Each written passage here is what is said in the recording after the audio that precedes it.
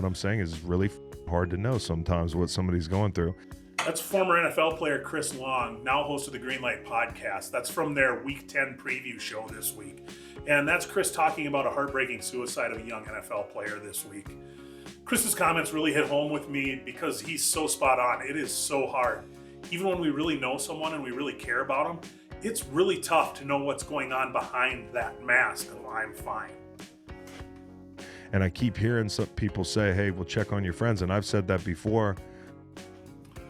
I'm so proud of Chris for taking on this conversation. You can hear the sadness and the frustration in his voice because, like so many of us, he doesn't know how to handle this type of situation, how to approach it.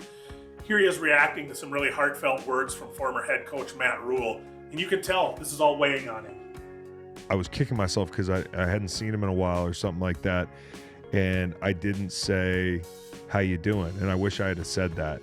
But honestly, I don't think it makes a difference sometimes because people aren't honest about how they're doing. And so I don't know what to say sometimes. To Matt Rhule's point, I would say, like, sometimes you ask somebody how they're doing, and sometimes I'm doing bad and I'm not honest with people. So that's a hard truth right there. Most of us have been on both sides of that conversation, whether we're the one asking someone how they're doing or whether we're the one hiding behind our mask of "I'm fine" and saying "I'm good," even when we're not. So how do we change that? How do we make people feel safe when we're asking them how they're doing? I think it starts with setting the proper tone to the conversation. When you're asking somebody how they're doing, make sure they really understand that you really want to know the truth. Say something like, hey, I really want to know how you're doing. I have time to listen. If you need to take off that mask of "I'm fine" for a little bit, now's a good time for it.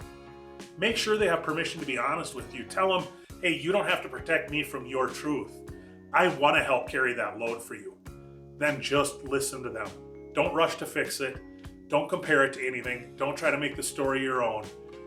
You don't need to have the perfect words. A lot of times somebody just needs someone to show them a real safe presence so they can talk.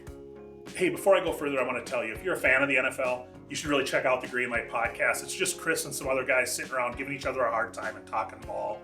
Even if you don't watch all their episodes, their weekly preview and their weekly reaction episodes, absolutely worth checking out if you're an NFL fan. Here's another clip of Chris showing some incredibly heartfelt thoughts about this sad situation. That absolutely breaks your heart. You think that's somebody's son, that's somebody's brother, that's somebody's, and to think like somebody could feel that isolated in a locker room full of guys, in a building full of people that care about him. Scary.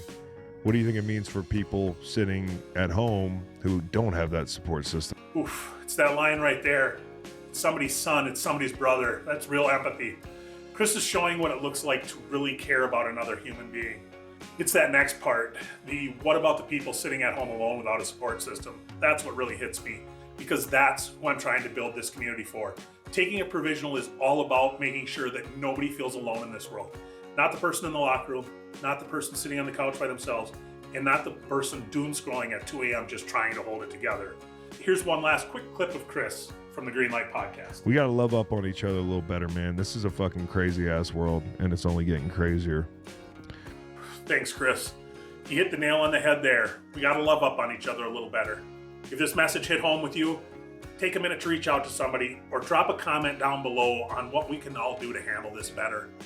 As always, take care of yourself, take care of each other, and you keep on swinging.